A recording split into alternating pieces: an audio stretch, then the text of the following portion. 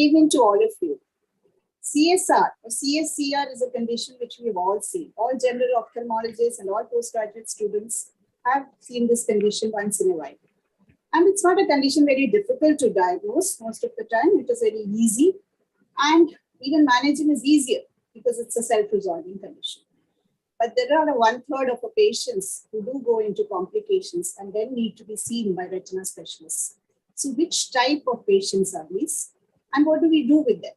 And what is the latest technique available to us to manage these cases? So to discuss this, we have senior faculty from Vitro-Retina with us today. The panel will be discussing the paper. The presentation will be by Dr. Gana Ajoy from Trust Eye Hospital, Calicut. Dr. Ladhiga VK from Amala Institute. Dr. Ladhiga VK from Medical Trust from Amla Institute of Medical Sciences, Thrissur, will be presenting the statistics. And the discussion will be by Dr. Mahesh G from Giridhar Eye Institute, Kochi, and Dr. Manoj S from Chaitanya Eye Hospital, Trivandrum. Today, the KSOS faculty, the president, the general secretary, and the chairperson of scientific committee will not be able to come with us today because of certain prior engagements, but they have sent their blessings. So over to you, Dr. Gana, for the presentation. Thank you, ma'am. Good evening, everyone. At the outset, I would like to thank Sudha ma'am for giving me this opportunity. I think I will start sharing my screen right now.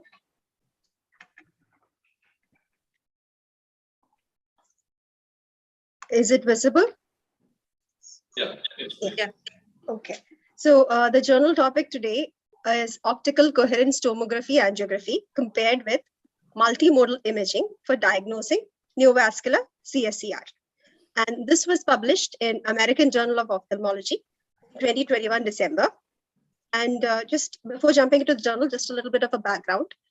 CSCR, as we all know, in most cases is a self-limiting disease. And eyes with CSCR, they either demonstrate a focal detachment of the neurosensory retina or the retinal pigment epithelium, or both. And this usually occurs over areas of thickened and dysfunctional choroid in either one or both eyes. And in most cases, this results in around 3 to 6 months. But a proportion of CSCR patients, they are refractory to treatment. In the presence of CNV, this is a severe CSC subtype. Even though this is uncommon, the estimated incidence is said to be around 2 to 9% of CSCR eyes.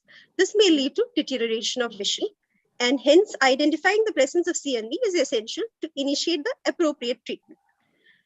When we think about the classification of CSCR, it used to be classified as acute or chronic, and this is based on the duration of the subretinal detachment, which was thought to be around 3 to 6 months. So anything more than that was called chronic, anything less was acute. But when we look at the clinical manifestations, they vary widely. There will be things like RP atrophy, or descending RP tracts, posterior cystoid retinal degeneration, bullous exudative RD, fibrinous subretinal deposits.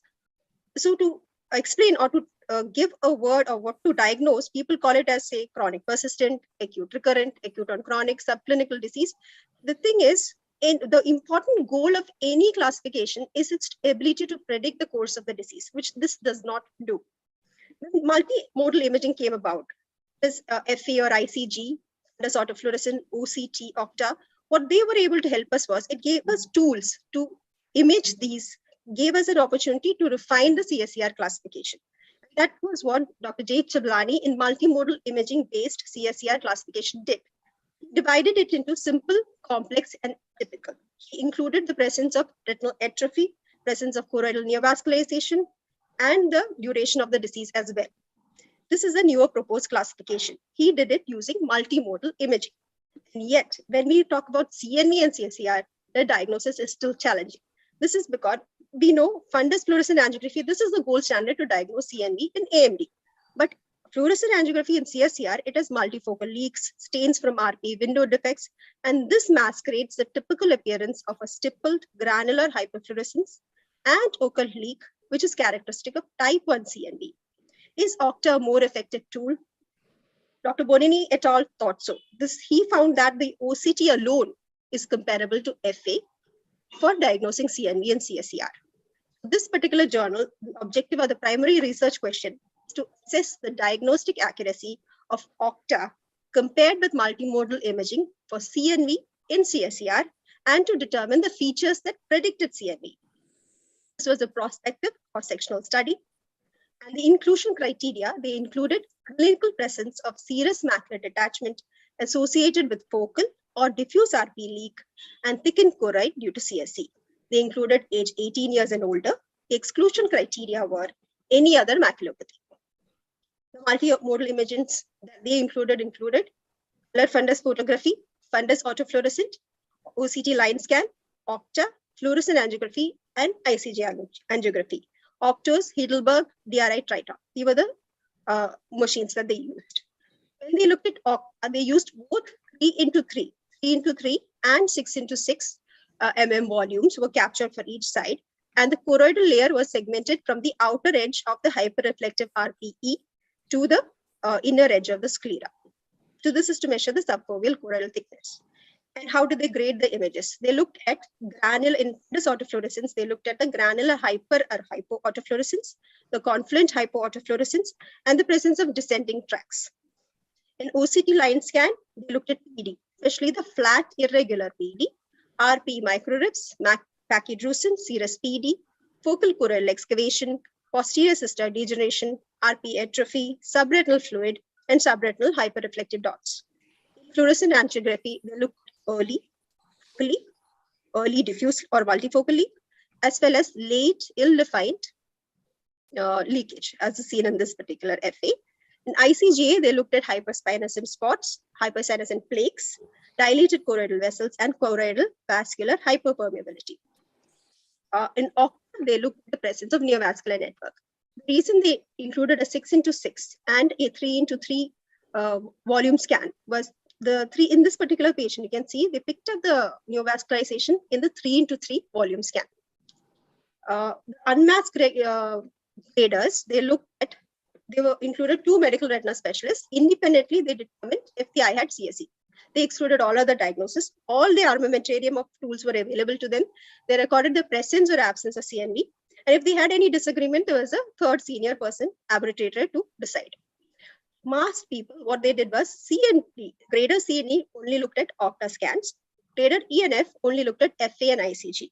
They did not look at OCTA. CND did not look at FA and ICG, but B-scan and FAF and color fundus photo were available to them. What were the results? 321 patients underwent recruitment and examination from July 2018 to May 2020. 277 patients were eligible, that is 554 eyes. 552 eyes had OCTA or OCT done, and 530 had FFA and ICG done. 305 eyes had CSE, of which 203 were males, and a mean duration was 27.5 plus or minus 45.6 months. Age 54.9 plus or minus 9. The range was around 28 to 76 years, and BCVA was also noted. Of the results, 68 eyes had recurrent CSE, 31 eyes had previous treatment with half-dose PADT, 10 eyes had previous intravitreal injection of anti-VEGF, and 29 eyes had history of systemic corticosteroid use. Of the 552 eyes studied, when we looked at the grader C and D using only OCTA, they were able to identify CNV in 68 and 71 eyes, whereas 530 who only did FA and ICGA, they were able to grade in 49 and 33 eyes. So, of the around 69 eyes of 64 patients had type 1 CNV, and 63 were in the CSER and 6 were subclinical. It was also found that the age of the patients with CNV was significantly older, and CSER recurrences were seen more in eyes with CNV in patients who had a previous treatment with half-dose PDT and in those who had an intravitreal injection of anti-VEGF. Looking at the parameters once more, you can see that in this ultra-wild field FAF, confluent hypoautofluorescence was significantly seen in 16 eyes with CNV and in 31 eyes without CNV. And OCT, the parameters that led to more detection of CNV was 68 eyes of 69 had PD. 68 eyes actually had flat irregular PD. When we looked at the subfoveal choroidal thickness, it was thinner in eyes with CNV. OCTA detected the neovascular network in 61 eyes. Whereas FA, late phase ill-defined leak, also showed up in 28 of eyes. And with CGA, significance was noted with both hyperfluorescent black dilated vessels, choroidal vascular permeability in eyes with CNV as well. So multiple regression analysis when it was applied, these three came up: flat irregular PED on OCT, the neovascular network on OCTA, and late phased ill-defined leak on F. Graders C and D able to consistently detect CNV more using OCTA than the other imaging modalities. So FA and ICG graders who were not masked on OCTA, they were not actually able to even detect the CNV. And graders who examined OCTA were more consistent than graders who examined FA and ICG. OCTA also has a superior ability to detect the subclinical CNV without apparent leak on FA. We do not know how clinically significant that is, but there were many limitations to the study. One is the selection bias. This was patients recruited from a subspecialty medical retina clinic. They had a longer duration of symptoms. They had a higher chance of having a higher rate of CNV than a general population. And many of the eyes were also previously treated. This, of course, the CNV morphology in such cases may be different as well. And end-phase OCT and not cross-sectional OCT was done in these eyes. This is because cross-sectional OCT may give us a different flow signal, yet CSE actually has shallow PDs, so maybe that is not as relevant. And the variety of manifestation of, we still did not apply any other standard diagnostic criteria even in this study. When we look at OCTA, we are only looking at the fovea. So any CNV that is located away from the fovea, that was not studied. And any when you look at the edges of the OCTA, that gives rise to various artifacts. We have already seen that when we used a 6x6 volume scan, we were missing out on various networks. So that is also a limitation. And what about these undulations? Are they rips? Is it some other structural alterations? That could be that and not associated with CNV also. Also, OCTA as such is already associated with segmentation errors, projection artifacts. This also limits the utility of OCTA in clinical practice. Conclude, this study revealed the merit of multimodal imaging to diagnose type 1 CNV associated with CSER.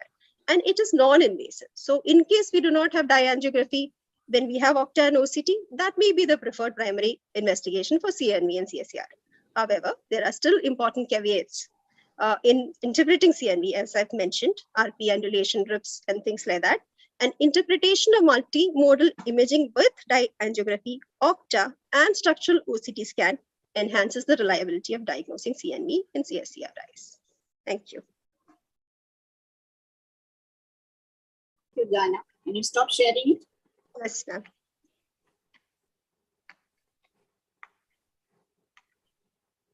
So this article has been talking about the importance of OCTA or OCT angiography, but most of us don't have this. So how useful is this? And first of all, before that, how useful or how good is this article? To discuss that is Dr. Ladega, who will be critically analyzing the study. Over to you. Good evening, everybody. I hope I am audible and visible. Yes, go on. Okay. First of all, let me thank KSOS and Dr. Sudha for this opportunity.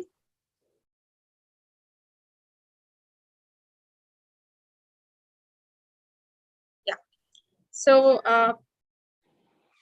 this article is taken from the American Journal.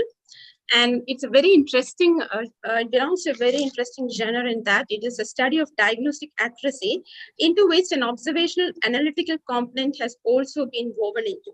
So my critique is based on the STARD and the STROKE checklists, which are the recommended checklists for systematic evaluation of such studies. So let's begin with the title. OCTA compared with multimodal imaging for diagnosing neovascular CSE. That is the title. It is simple, short, and crisp, and it conveys the core objective of the study. So my only concern is that it could have mentioned the population of interest also, because OCT and OCTA may perform differently in different ethnicities. So that would have made it slightly more better, that is all. And the abstract gives all the measures of diagnostic accuracy and gives a structured summary that correctly reflects the essence of the study. And the sub-objective of the study, that is identification of variables that influence the development of CNVM in CSCR, that objective has been put forward in the abstract. The introduction mentions the clinical background and the study objectives clearly. The research question fits the PICO criteria. Population has been mentioned, patients with CSC. OCTA is the intervention. It has been compared with multimodal imaging, and neovascularization, that is CNVM in CSC, is the outcome. Regarding hypothesis, they have mentioned multimodal imaging to be a hypothesized gold standard because literature really doesn't mention it as a gold standard. So that is the hypothesis they have put forward. But what about the study hypothesis that they should have put forward based on the research question? That is whether OCTA is equivalent, superior, inferior to multimodal. That is not explicitly mentioned. But from the wordings and from their hypothesis regarding the gold standard, the reader assumes that OCTA is anticipated to be inferior to multimodal in the study. The prospective cross-sectional design is well suited for the objectives. My only query being, can a cross-sectional design be used to predict something? Because in the abstract, they say they are trying to find out the predictors for CNVM development. So a cross-sectional study cannot say which occurred first, whether the variable or the outcome. So to actually find predictors, we need longitudinal designs. So this should, they probably mean only associations, though they say predictors. Now, regarding the methods, the sources and the setting is very clearly mentioned. Period is over 2 years, and ophthalmic exam and imaging both were methods of selection, and consecutive sampling was employed. Eligibility criteria has been very nicely described by Dr. Ghana already. The test methods further elaborate how the testing was done to clearly allow replication in another study. The definition and rationale of the test positivity cutoffs and the statistical methods also have been elaborated well. So they have all the patients have undergone these many tests. That is an that is fundus photo, an FAF, OCT, OCTA, then FFA and ICG. And these images was read by a pair of graders. They selected the eyes after applying the inclusion and the exclusion criteria, and then the relevant images were assigned to the OCTA readers and the dye angiography readers, both. There were 2 OCTA readers, C and D. There were 2 dye angio readers, that is E and F, and both these were masked to each other. Those who read OCTA did not see FFA and ICG and vice versa. So they were masked to each other. So here my queries are, sample size calculation has not been actually mentioned. It would have been better had they mentioned it. And there is no mention of whether a questionnaire or interview, what is the mode in which they actually collected the clinical and demographic data. And what about the bias and how did they combat? Well, because of the recruitment from retina clinics, naturally in a retina clinic, we will have more patients with CSE and more patients with neovascular CSE compared to a general population. So that's a Bergson's bias. And consecutive sampling is not actually a random sampling also. So both these are justified because the disease is a rare disease. And so you have to meet the sample size, and so there is no other go. And also this is a cross-sectional study and not an interventional trial. So it's okay. It is not looking at population estimates. So it's okay to have a consecutive sample. And what about the bias? The interpreter bias, they have methods to combat, like the images were de-identified and rearranged in random order before they were given to the OCTA graders. And as mentioned, they were masked to each other. And whenever there were conflicts between the readers in multimodal imaging, a third assessor or arbitrator resolved the conflict, and the agreement between the readers was assessed statistically in the case of OCTA and in the case of dye angio. Now, moving on to the results, let's see these, the descriptive statistics are very well mentioned, and a prevalence of CNVM of 20.7% has been mentioned. The start flow diagram has been put in, and it tells us very clearly the flow of patients from recruitment to analysis, like how many were recruited, how many were excluded, how many actually underwent the tests, and how many refused, and they contributed to the missing data, how many images were not good enough to be graded, and that was the indeterminate data. So all those things have been mentioned in the diagram. And most importantly, if you see those last boxes there, These boxes are very important because in Octa and in FFA ICG, these boxes give how many true negatives, true positives, false negatives, and false positives there are in each of these compared to the gold standard, that is multimodal. So why are these essential? This is essential because we have to feed those in a 2x2 table like this. Both for Octa and DIE test, these data has to be put into a 2x2 table, and then this will come out. That is the measures of diagnostic accuracy, like sensitivity, specificity, the predictive values. These are the measures of diagnostic accuracy that come out of this. And before going into that, this is the kappa coefficient.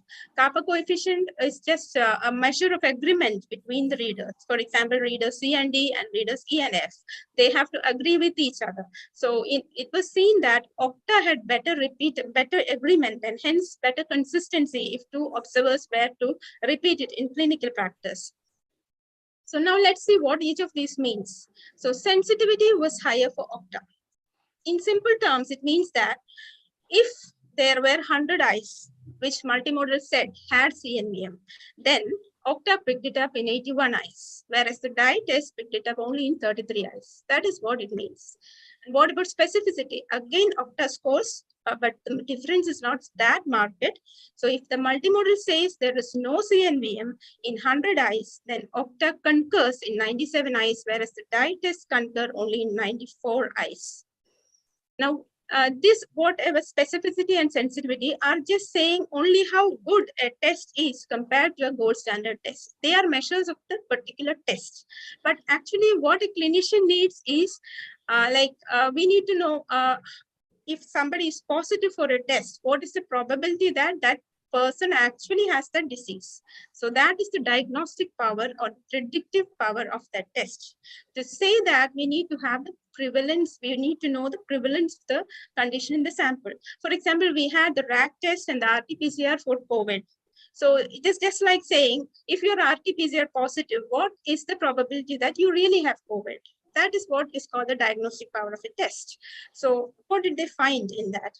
So what they found was that Octa has a positive predictive value of 82. That means if 100 eyes were positive by Octa for CNVM, it is very probable that 82 of them have actually neovascular CSC. Similarly, if 100 eyes are often negative for CNVM, 97 of those eyes will not really have neovascular CSC. So it's a very good test with both very good negative predictive value. Why is the negative predictive value very good? It's because the incidence in this, the prevalence in the sample is low. When the COVID prevalence is low, there is higher chance that the probability will be higher for it to be negative. Same thing applies here also. So on the whole, we find that Octa is better than DIE test in the predictive values, both positive and negative. See, there is a huge difference in positive predictive value and the slight difference in negative predictive value. But my only concern here is that here we have to depend on the prevalence to see this power of the test. But there is a better parameter called the likelihood ratio, which is a much more stable measure of the diagnostic accuracy of diagnostic power of a test. So if they had given likelihood ratios, it would have been better. They have not mentioned it. So that is something they could have mentioned. Now, this is the next thing that comes up. It is called a receiver operating curve and area under curve graphs. They are just graphical representations to assess and compare two tests. Assess and compare the diagnostic accuracy of two tests. So we'll just go straight into that. So this is the Octa curve. The lavender and the green ones are the two graders who have graded the Octa. So these are the ROC curves of the Octa. And these are the ROC curves of the DIE test. So you can clearly see that the area under the curve is higher for Octa compared to DIE test. So that just means that the diagnostic accuracy of Octa is found to be much better than the DIE test. So all the stats are saying that Octa, they are all watching for Octa. But that, what does it mean to the clinician? To the clinician, it means that compared to dye angiography, if you were to prefer dye angio or Octa as a preliminary test, then Octa is a better test with better diagnostic power, accuracy, and consistent repeatability. And very important, Octa is better at ruling in CNVM than ruling out CNVM. Why? Because Octa is supposed to have higher specificity compared to sensitivity. So that's also another takeaway there. Coming to the other part of the results, that is, they also analyzed in the sub-objective whether what were the demographic, clinical, and immunological variables that had a strong association with development of CNVM. So these were the groups compared. That is, okay, the development of CNVM was a dependent variable here, and they grouped the patients into those eyes with CNVM and those eyes without CNVM. These groups were compared. They also grouped the eyes into those eyes with CSE and the asymptomatic fellow eyes. So the same variables were compared across those also. So how did they choose the statistical test for this comparison? They looked at whether these groups were paired or unpaired. Paired means these two groups are interdependent, and unpaired means they are independent. So for example, I am taking two groups, CSE with CNVM, CSE with no CNVM. These are obviously independent. They are unpaired. One patient cannot belong to both groups. So we are dealing with basically unpaired groups. And categorical or numerical data. We have both categorical and numerical data in this study. Categorical means that variable that I can belong to only one category. For example, if you're dealing with whether PED on OCT is associated with CNVM, and I can have PED, it cannot have, or it cannot have PED. So these are the two categories. Whereas numerical means age is a numerical variable, you can measure it and you can write it as a number. They also looked at whether data was parametric or non-parametric, means whether it follows the Gaussian distribution or not. And lastly, they also looked at how many samples went into each cell of a particular variable. So that's why they chose these tests, because we had unpaired groups, we had both categorical and numerical data. In the categorical data, we were considering or comparing two groups. That's why they preferred the Pearson's chi-square test. And whenever the cell count, the number of people in one cell was less than 5, this was replaced by the Fisher's exact test. Numerical data, they first saw with the Shapiro-Wilk test. They saw whether it was normal, having a normal distribution or not. Whenever it was having a normal distribution, they used the student's t-test, that is the parametric. And whenever it was not normal in distribution, non-parametric, they used the Mann-Whitney U test. So that's how the tests were matched to the data. Now, what did they find? Dr. Ghana had very nicely explained the univariate analysis. And first they found whether each variable, what all were in the variables associated with development of CNVM. And then they found that these variables were tending to, some of them were tending to have an interdependence. So that was inducing some confounder bias. And that is why significant variables that came out of univariate analysis were fed into a multiple regression model to eliminate this confounder bias. And any strength of association of P less than 0.05 was considered to be significant. So these are the tables. She has already said that the higher age, the recurrences and previous treatments were associated with more with CNVM, as the P values show here. These blue circles are actually telling you what are the immunological features that were more associated with CNVM. Actually, there were 12 totally in a univariate analysis. There were 12 variables which had a very good association. But after multivariate analysis, it came down to just 3. That is, they found that flat irregular PEDs on OCT, neovascular network on Octa, and a late phase ill-defined leak on FFA were the only 3 variables with a significant association for development of CNVM. I feel that they could have taken this further by mentioning confidence intervals, which could have added to the precision of the data. And also they could have mentioned the odds ratio, because now only p-values are mentioned that use just the association. The strength of the association has to be given by the odds ratio. So the discussion part, the key results have been summarized well, and the limitations have been very nicely explained. The implications for practice are mentioned clearly with examples, and they have found that there was discordance between multimodal, the gold standard, and the Okta images in certain eyes. They went back and did a post hoc analysis, and that's how they understood why and when Okta could miss or even mislead. So the strengths of the study, this is a pioneer study that compares Okta with multimodal as the gold standard for diagnosing neovascular CSE in a large sample of 551 eyes. The study design is robust and it meets the objectives, and it also suggests caveats in interpretation of Okta in clinical practice. Limitations are you cannot generalize these results to the population at large because of the selection bias from the retina clinic selection, and also due to the consecutive sampling. And a cross-sectional Okta would have improved the results and the interpretation of Okta. So the takeaways from the study are that the multimodal imaging remains the preferred gold standard for comprehensive and accurate diagnosis of neovascular CSE. But in the absence of multimodal, Okta may be preferred to dye tests as a preliminary test in suspected neovascular CSE. But there is discordance between the multimodal and Okta images need to be interpreted with caution. And what is the way forward or scope for future studies? More studies are needed in different ethnicities to strengthen evidence base on the topic. Cross-sectional Okta may be used in these to cover the technical fallacies of the current Okta, ENPHASE study, and prospective study designs may be planned to identify real predictors based on the associations which they have now found on this cross-sectional study. Population-based studies with random sampling is the ultimate way to go if you are really want to apply these results to the general population at large. So thank you for your kind attention.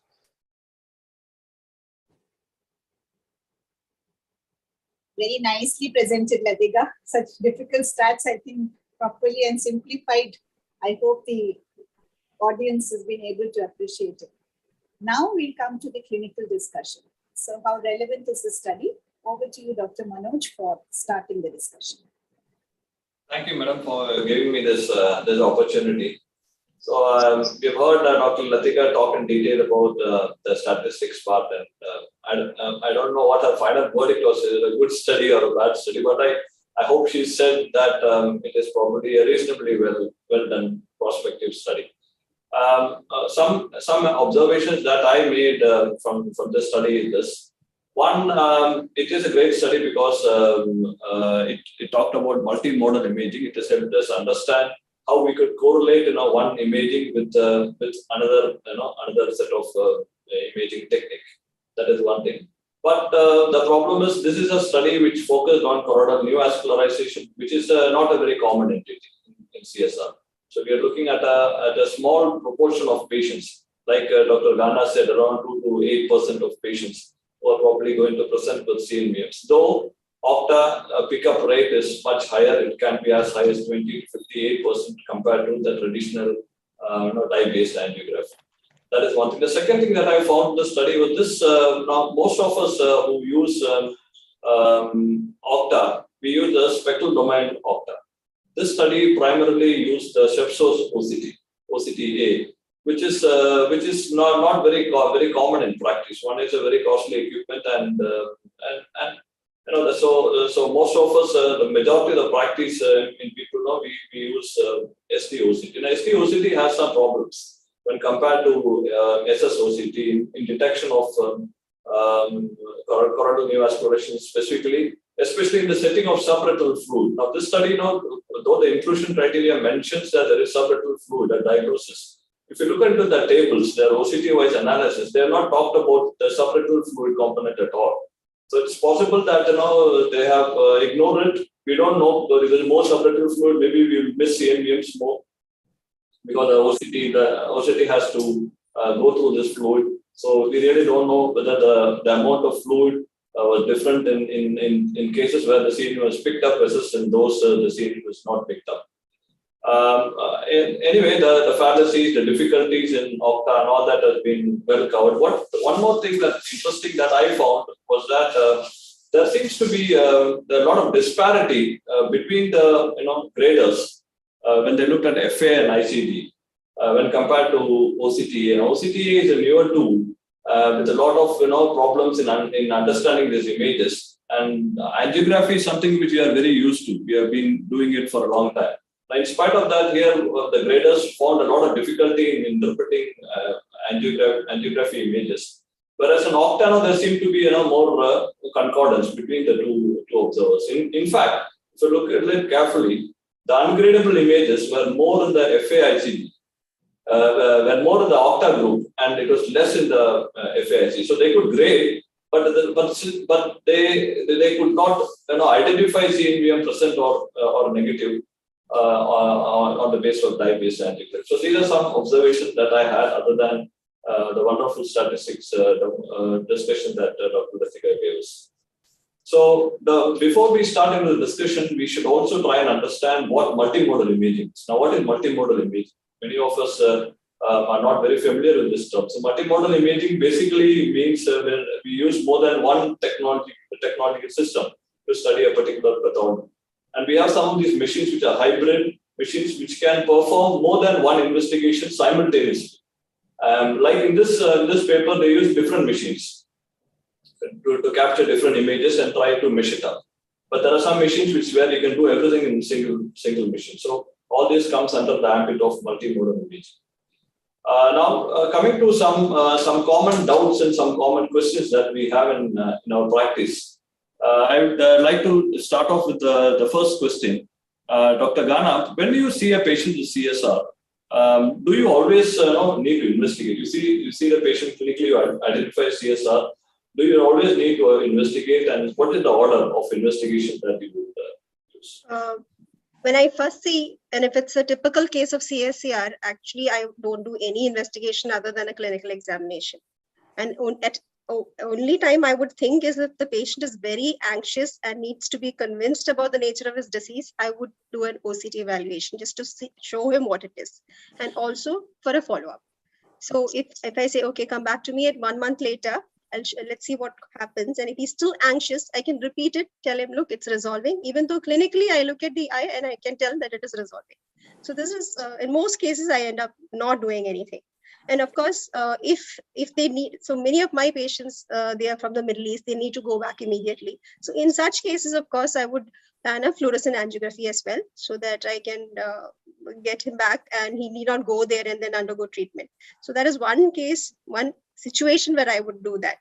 Of course, if it is chronic or when there are other RP alterations and there is a doubt about the diagnosis, that's when I will jump to the multimodal imaging with all the other investigations.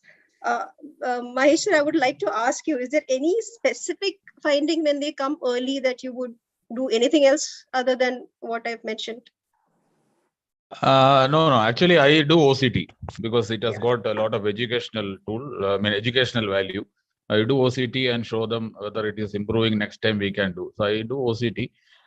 Can I make 1 or 2 comments on the study before we continue this discussion? Okay. This in FA and ICG, if you have to look for a CNVM, we know that it is late leakage of undetermined source, that it is type 1 CNVM, the old FA ICG. So it is very difficult to pinpoint that area of CNVM in occult site, type 1 CNVM. So definitely Octa scores. But the issue here is whether it is non-exudative CNVM, whether it has to be treated. There are a lot of things, implications based on this study. It is nearly 10% of the cases are having CNVM in Octa. It is very good tool to find out CNVM. What to be done for that, whether they need the treatment may shift dramatically, whether the anti-VEGF will come in these cases of tachycardia neovasculopathy. All these things are there. So this study has a lot of implications in practice. Manoj, don't you think that this... I quite agree with you, but I was always wondering, now this is a group of patients where they have already some subretinal fluid, the CSR. Yeah. Now in the setting, when you have a CNVM, it's very difficult to make out whether the CNVM is active or not, because the subretinal fluid is part of the... Exactly. Yeah. The accuracy will be less in angiogram. But whether to treat all these CNVM with anti-VEGF or some other treatment other than focal laser is a big question. So that is, I also, sir, had a very recent case, actually, just to jump in. I had 1 week back a similar case. The exact presentation, FA didn't show me anything. Octa showed me something. So it is significant. The study, what it tells us is significant to our clinical practice. That's one of the messages from the study. Yeah, so that is regarding the study. So when the patient comes, one of my teachers in Shankar Netralaya used to tell, you have to look at with the indirect. So what is your comment in OCT? I mean, in a case of CSCR, what is the role of indirect ophthalmoscopy? Just for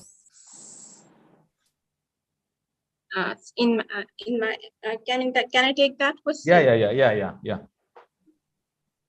So I think we all tend to diagnose CSCR at the first glimpse with an IGD and SMD, but I have learned it in many ways that without an indirect, you cannot even diagnose CSCR, let alone categorize it, because many instances were there which I thought first it was CSCR. After a proper indirect examination only, I could see there were many instances of multiple foci of fluid, and finally it has turned out to be something as varied as PKH or APMPP. Such things have also occurred. So diagnosis itself needs indirect. Then to categorize the type of CSCR also, sometimes you think it's just what is called a typical CSCR, but on indirect examination you may see that it's a multifocal or a bullous kind of CSCR. And similarly, the patients have also come, and most of the patients say that maybe this is the first time I'm getting the disease, especially unilateral disease patients. And when you look at the indirect, you see a lot of RP changes and even the teardrop signs, etc. So I think without indirect examination, we cannot really diagnose or categorize a CSCR properly, and that would, our prognosis and treatment decisions would also depend on that. So I think this thing is very important, indirect examination. And Mahesh, can I ask you something related here? That is, what is this? What exactly? We have many confusing terminologies there. So, what is this chronic CSCR? What is this atypical CSCR? When do you call it a persistent CSCR? Or, I mean, like that, various terminologies. Yeah, all this actually, the fact itself that J. Chablani has come with a new classification itself shows that all these definitions are not very strictly applicable. So this you were asking about atypical CSCR. Yeah, atypical and also chronic. So what is typical CSCR? A small serous detachment in the center, which resolves over time, is a typical CSCR. So anything other than this, like degenerative CSCR, peripapillary pachychoroid diseases with fluid, all this will come to the diagnosis of, in that atypical bullous CSCR, that inferior exudative RD. All these are part of atypical CSCR. Persistence also, the definition, I think it is 6 weeks or 3 months. I am not very sure about the definition. Previously, 3 months. Yeah, okay. Previously, the terminology is acute and chronic. Yeah. Talk about acute CSRs and chronic CSRs, and chronic CSRs, it had a very fluid definition. 3 months, 6 months, and all that. There was an article by Danish et al. In 2015, where they were the first group of people who actually questioned this terminology as such. How do you really call a CSR as chronic? They said that you should be calling, when there's a persistent fluid, you call it persistent or non-resolving CSRs, and not call it chronic. Chronic should be the term used when you have a lot of RPE damage. As Spade described, this diffuse RPE epitheliopathy, where you have all this flash shape, this teardrop sign and all that. So this is what actually should be called as chronic CSR. So that this controversy is always there, and that is when this newer classification has come in. And Jay has left these two terms, acute and chronic, totally out of the classification. So he is again focused on RP dysfunction or RP damage and try to classify it into simple and complex and all these combinations. So the summary is that we still are not very sure that the new classification. I don't know whether it has solved our doubts or whether it is adding more confusion. We don't know. And added to that, now you have CNVMs coming in. You have persistent fluid coming in, recurrence coming in. So how do you really call it? We are not sure. But atypical CSR, like Dr. Mahesh mentioned, it is kind of defined. Now, when you have a builder's CSR, when you have RP RIPS, or when you have CSRs associated with other disease entities, retinal disease. So these are ones which we call, and peripapillary pachychoroid, which can be considered a variant. So all these will fit into an atypical CSR. So I think, so now that we have discussed the classification, we should also be aware of the differential diagnosis. Now, what are the common entities, which can confuse with CSR? Dr. Ghana, can you just throw some light? Sure, sir. So I will just talk about there are lots of differentials when you think about it. Anything with a macular fluid, any fluid in the posterior pole, you could consider it as a differential diagnosis. What we commonly see would be age-related macular degeneration, CNVMs or things associated with that, and PCV. These are the most common confounders. Of course, many of them will be associated with subretinal hemorrhage. Clinically, that itself is a pointer. But what is more confusing would be multiple serous detachments or one or two serous detachments in the posterior pole, as we would see with, say, VKH, uveitic conditions like that, and posterior scleritis as well. In both these cases, we'll need to do more investigation, or an ultrasound will also help us in the case of posterior scleritis. So these were some of the things. Actually, recently I had one case. He presented just with this posterior pole detachments. An indirect ophthalmoscopy actually showed presence of Dallen Fuchs, some yellow nodules in the periphery. And this was a one-night patient. And this patient turned out to have sympathetic ophthalmia. So that is how confusing at times certain pictures are. Then other common thing we see is optic disc pit, actually. Nasal schisis is seen associated with the pit. Of course, the management in that case also changes. Newer terms like dome-shaped maculopathy. In myopia, you can see some raised macular lesion, a concave-like appearance with a peripheral fluid. And we shouldn't miss out on hypertensive retinopathy. I think that is one of the things that again presents, especially if there is a crisis. There was this 28-year-old female who came. She was having a condition known as PRESS, where she suddenly went into a hypertensive crisis. There was multiple serous detachments in the eye. She's a renal disease patient, and we are pushing her to go see a nephrologist. She delayed and collapsed in her OP. So it can present in very, very, very varied means. When I think about these terms like dome-shaped maculopathy, sir, is there anything about the OCT features that will strike you when they present to you with CSER, or any other pathology actually? Any specific lesion you're looking for when they come to you with CSER, Mahesh, sir? No, actually, now we know that it is part of a big spectrum called pachychoroid diseases. No? So, any case of CSER, we have to look for the EDI, enhanced depth imaging, to look at the choroidal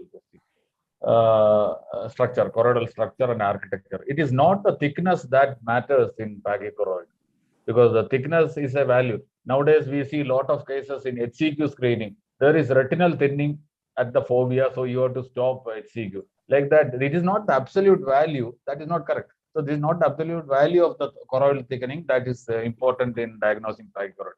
You need a pachy vessel, large vessels in halar and sacral layer with a thinning of it causes pressure atrophy of the choroid capillaries and RPE. So this is a sequelae of events that you have to see. So in a case of CSER, if you see a lot of pachy vessels and corresponding RP atrophy in fundus autofluorescence, then I understand that this patient is going to have lifelong trouble with this disease. So these are some of the points that is very important in pachychoroid diseases.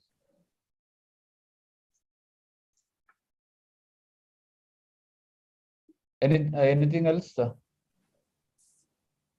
Yeah, Dr. Latika, Yeah. I just wanted to ask something. So when do you decide to do an FA in a patient with CSR, and do you always combine it with an ICG angiography? What are you trying to look at? Actually, I don't do an FA all the time. I generally look at the fundus and make the diagnosis and confirm it by an OCT. That is the routine that is done. And if it is a, what do you call it, a primary CSR, first time CSR, then I am I'm working in a multi-specialty hospital. So first thing I do is check the whether the patient usually they have problems, other problems, and so usually they are on many drugs or especially steroids. So I check all that. And this is the routine I follow because most of our patients are having comorbidities, and if that is also that is one thing I do, and then I just follow up that patient for and see what is happening. Like if it is following the natural course of resolution, I generally call them back every 2 to 3 weeks and look at the BCVA, look at the fundus, and usually I do an OCT also to see how the fluid is coming down or any other features are developing. But that is not a must. It also depends on how the patient's other economic and social conditions are. And if I feel that he's getting better, then I don't do an FFA. But if he's not getting better even by 10 to 12 weeks, usually in 3 months' time should be getting better if that doesn't happen. Or if that patient needs a professional or personal reason where he needs to get back to his life quickly, or if the other one-eyed patients or such patients who are not resolving, I might do it at around 2 months. Then an FFA is done. And all patients with FFA also, I don't do an ICG because basically we don't have an ICG. Even if I had, I wouldn't have done. And if I feel that it is just a small typical extra foveal leak, then we can handle that patient in our hospital itself. But if it is a multifocal leak or a subfoveal leak or something like that, or if the OCT is also throwing up something which is sort of weird, like maybe RP alterations which we are not expecting, or a PD that is very flat, something, or intracystic fluid, something that is chronic in the OCT or in the fundus, combined with a subfoveal leak on the FFA, such things, then I feel that this patient needs a further evaluation, proper multimodal evaluation. Then I usually refer out for a retinal center for a proper evaluation. Can I just summarize what Latika said? If you have decided to treat the patient with laser, because maybe one-eyed, maybe professional reason, maybe 3 months over, then you do a fluorescein angiogram to find where the leak is. That is the indication for fluorescein angiogram. If you are planning treatment like, and in FFA you get diffuse leak, no specific findings, and you are planning either photodynamic therapy or multifocal laser, this micropulse laser, then you do an ICG to see the area of choroidal dilatation. So this is a specific indication for FFA and ICG in CSCR cases. So otherwise, our Octa is as good. Thank you. Okay. Yeah. So, Mahesh, you were just now mentioning about the abnormal FFA findings, which would prompt a further evaluation. So, can you just elaborate on what all are these abnormal FFA findings that you expect, and also?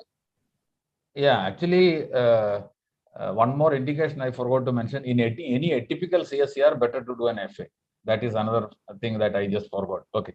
So abnormal finding in, if your abnormal finding, you are talking about abnormal finding that will make us think about some other diagnosis. Yeah. That will make us think about. Okay. See, there are some very difficult cases with exudative RD, which we are not sure whether it is HARADA or CSCR with exudative RD. It is a very difficult situation, and in one we have to give steroid, in the other it is contraindicated. That it is that difficult. So when you do a angiogram, the retina is raised with lot of fluid. It will not be very clearly visible where the leak is. So these cases, disc leakage is another thing that you can think about. This is a finding that I look at. In inflammatory pathologies, the disc will be hot, while in CSCR, usually disc will not be hot. That is one finding in the fluorescent angiogram that will differentiate this diseases. So that is one thing. Then any inflammatory pathology for that matter, like this sympathetic ophthalmia, all this stuff has different other findings. So in any atypical CSCR, careful fluorescent angiography is a must. And look at the other eye. That is very important in this case. Look at the other eye. So in OCT also, if you see a pachychoroid disease with a PED in the other eye, you can literally rule out some other harada or anything. Maybe CSCR. So that is. So when you're doing FA, it is always better to look at the early phases. Now, suppose you see the early phase of angiogram, you see a well-defined forces. This you think you're CSR, you've done an FA, and in the very early phase of FA, you're seeing a well-defined network or fluorescence, likely you would see in the type 2 CNVMs. So that is one place when you have to suspect that this is probably not CSR. You're probably dealing with the CNVM in this situation. And like Dr. Mahesh mentioned, this leakage. Now, this serous cavities, in CSR, they tend to actually fill in late.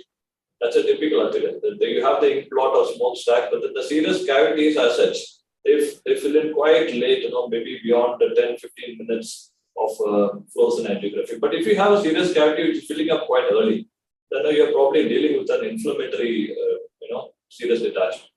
And so that will again is a clue that will tell you that there's an abnormal FA finding, and you should probably be looking at other things. Vessel leakages, peripheral lesions. Now you do an FA and then you find a peripheral lesion or some vascular leakage. Again, now that tells you that you're not dealing with this regular CSR.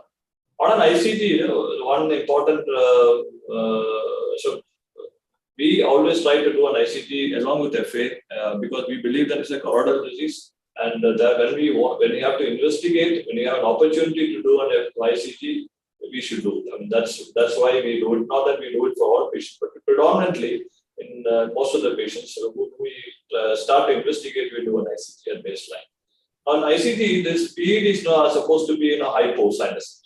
Now, when you see abnormally staining with the PEDs, again it should alert you. You're probably not dealing with a regular CSR. It's probably some CNVM associated. And like Dr. Mahesh mentioned, like when you see pattern reforms, like a leopard skin-like appearance on an FA, or some retinal or retinochoroidal fold lines. Sometimes you see it in post-steroiditis. So these things on FA should alert you that this is not a regular CSR. And sometimes you can see leakages happening in both FA and ICT, which now we call it double leak. So an ICT dye doesn't leak. It stains only. But when you see a leak, an ink blot like leak on ICD or a smokestack like leak on ICD, it should warn you that you are not dealing with a regular CSR. Most probably there is a micro rip or there is a CNVM sitting there. So these are some abnormal angiographic findings where you should be thinking of other entities other than CSR. I think we will move on to the next part. Now, Dr. Mahesh mentioned that very clearly. The importance of looking at the other eye. What is your take on that, Dr. Khan? Sir, I think Mahesh has covered most of what to look for in the other eye. Just look for the pachychoroid, any other pigment alterations, previous history of CSR. I think those are the things that I would look for the other eye. Any other pathology? Is there anything else to add? I'm not very sure. Mahesh sir, can I ask you? No, actually, in fact, some elderly people with chronic CSCR may come. We will think it is wet AMD, and you will see some tract in the other eye. These are all things that we come across. Even CSCR patient can get older, and we will mistake it as wet AMD. So other eye is very useful in these cases. Like even the things that we discussed on there, they talk about the subclinical CNVMs in the other eye, and like Dr. Mahesh mentioned. How do you manage these patients is something you that is still yet to clarify. Yeah. how often do you see RP rips in an older age? Because today a 66-year-old came with RP rip and fibrin with a good pocket of CSR. No, Spontaneous RP, chemistry. RP rip can occur in CSCR as well as in type 2 CNVM, type 1 CNVM. No? Yes, yes. So it is basically due to either due to the what is that very tight pigment epithelial detachment ripping it, or due to contraction of the fibrous tissue pulling the RPE and tearing.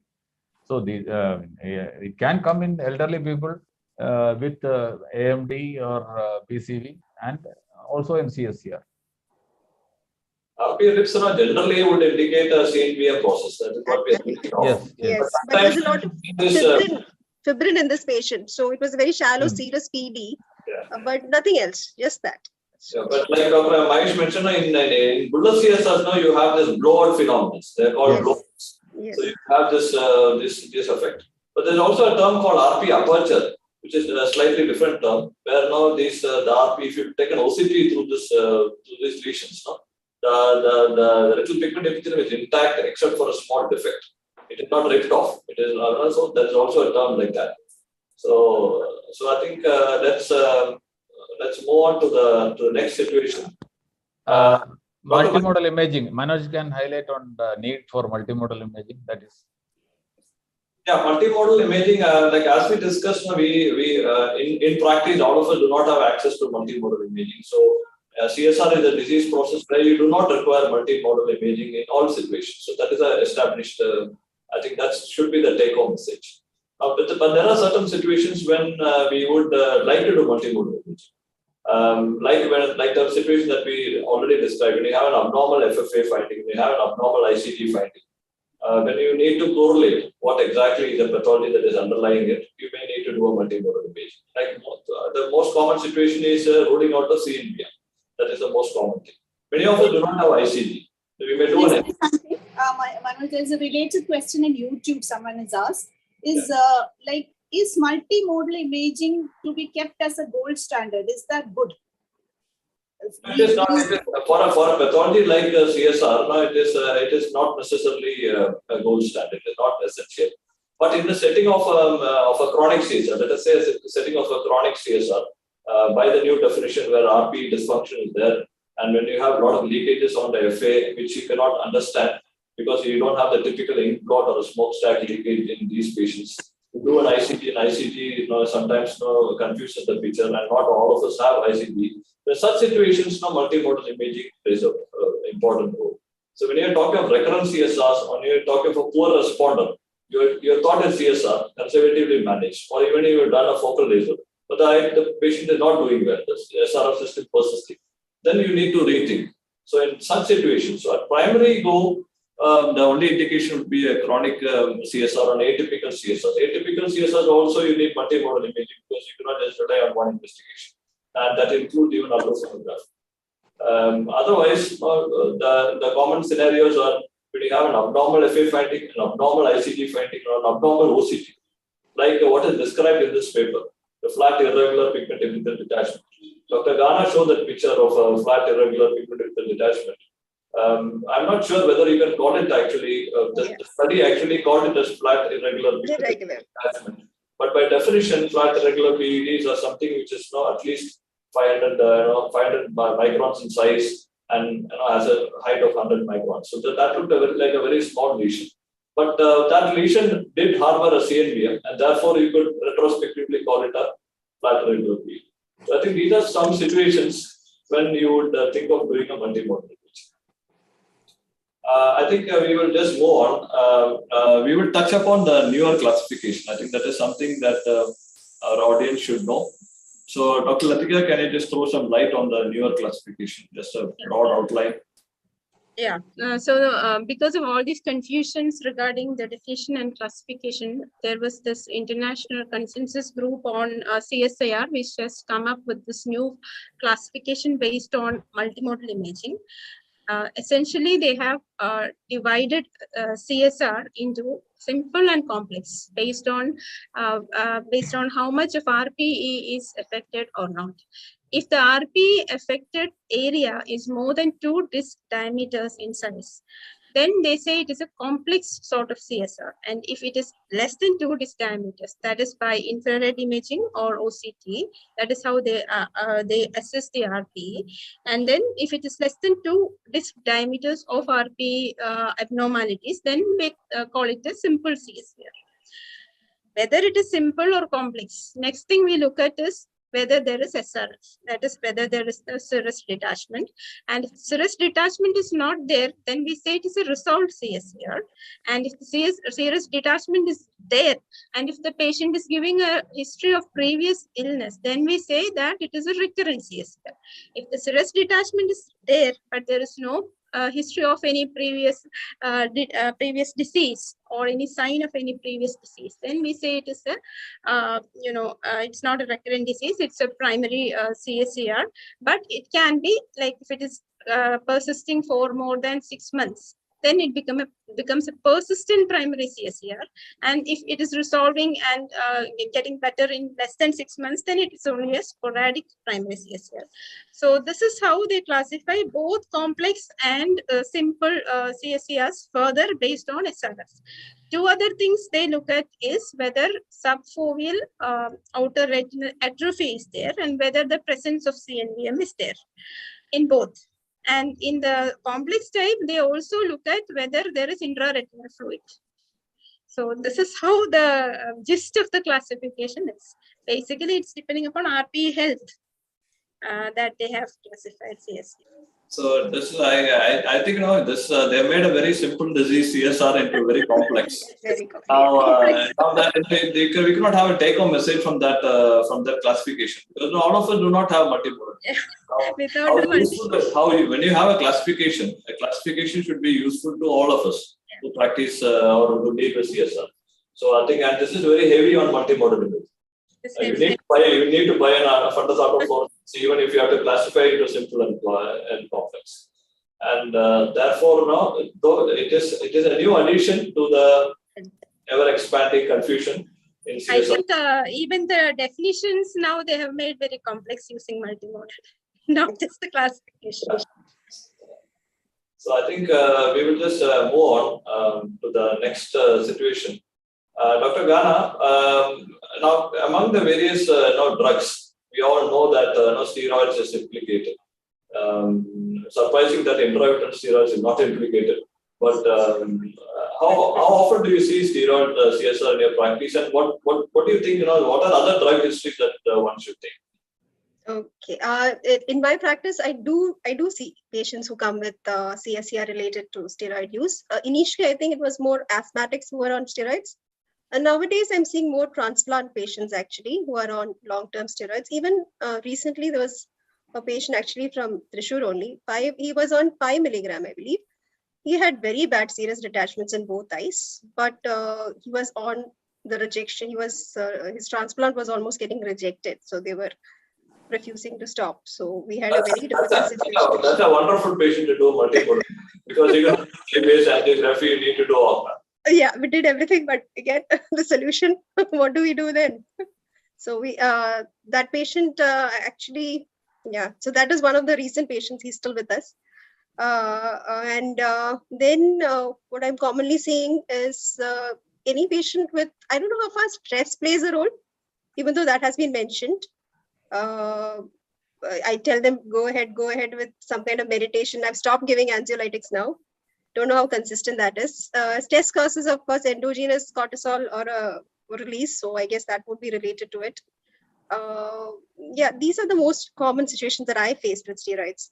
Can I add something there? Because this regarding steroids, something we have noticed is always patients say that they are not on any steroids, on multiple probing and leading questions and everything. So finally, I have decided to ask this question, whether you are on any skin creams. Most of the patients will be having some sort of skin ointments, so maybe over the counter. They don't know what it is, and many a time it is having some sort of steroid. So we ask about everything else. steroids, but the skin creams are also important. We have had patients who were on no other steroids, only these skin creams, cortisone ointment for a long time. We had to stop that because he developed a CSIR which was not resolving, and he really did respond also. So that also we have to take into consideration. Also intranasal sprays, actually. I've seen a couple of patients even on those who have gone for CSCR. Yeah, but sometimes these sprays may not have steroids. Even pseudoephedrine and oxymetazoline sprays, they can cause CSS. Also, phosphodiesterase inhibitors, they are known to cause detachments.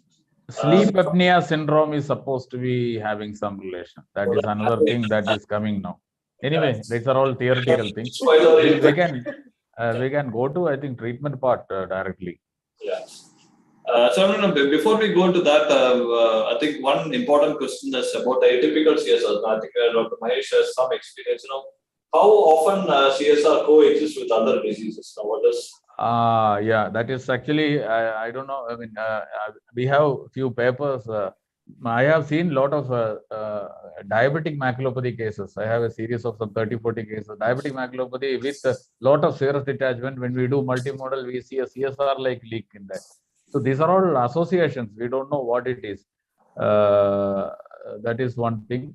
Even COVID, post-COVID now, I'll be seeing a little post-COVID. Yeah. Yeah. Or not, we don't know, but yeah. Association of diabetic retinopathy with CSCR, I have seen. So with the diabetic, that macular edema, did they have renal disease as well? No, actually, all of them we did check creatinine and then did fluorescein angiography. Because the hypertensive retinopathy superadded to diabetic changes may have this sort of picture. That is, I think George Maneth had some publication regarding that. So this is one association. If we have these SMDs, we do have these SMDs in many of the combined retinopathies and renal diseases, but we don't really say they are all having CSCR. It is idiopathic central serous chorioretinopathy. That is secondary serous detachment. So I don't remember anything else other than this association. We'll go to the treatment part. We'll go to the intervention now.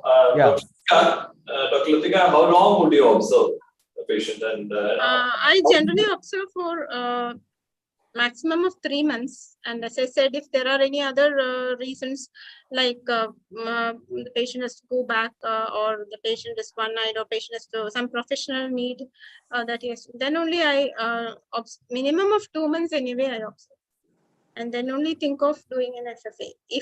Otherwise, if the patient has a deteriorating vision or increasing fluid, then also I do an earlier observation is not done if that is so. Dr. Mahesh, how about subfoveal leaks? And how do you treat now that we don't have PDT? Now we have micropulse, so I try micropulse. I will tell the patient that it may not work most probably, but I do treat. I can repeat it after 1 month or something.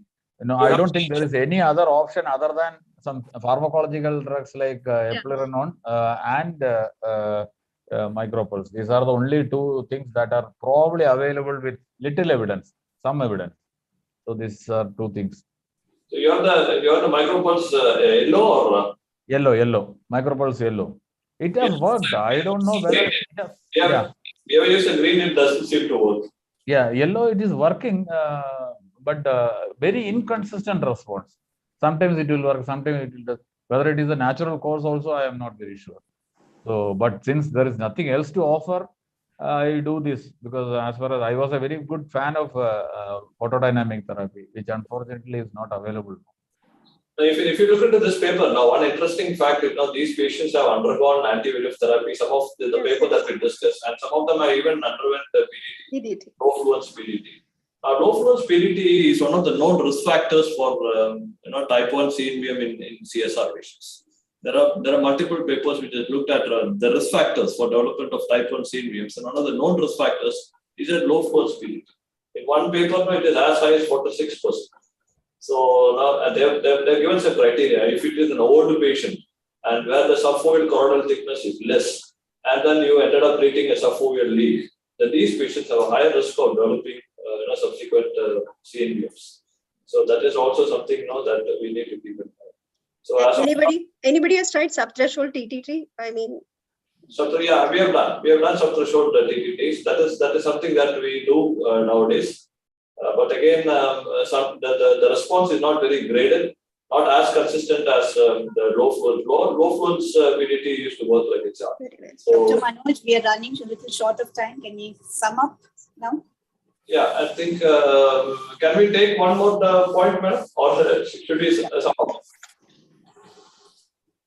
Yeah, I think we have touched almost all the recent concepts. We have focused on the way we should be looking at investigations in the case of CSR, and what is the role of multimodal imaging in particular situations in CSR. We also touched briefly about treatment protocols, very briefly.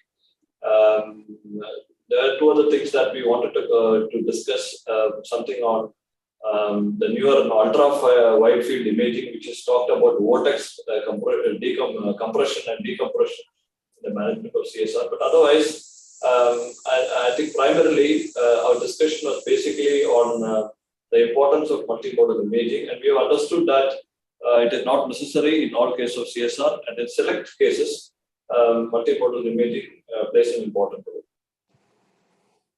Thank you, Madam. Over to you. Thank you for the wonderful presentation and good summary. Thank you, Dr. Manoj, for the discussion. And thank you, Dr. Ladhiga, Dr. Ghana, and Dr. Mahesh. Okay, so fine. That I think went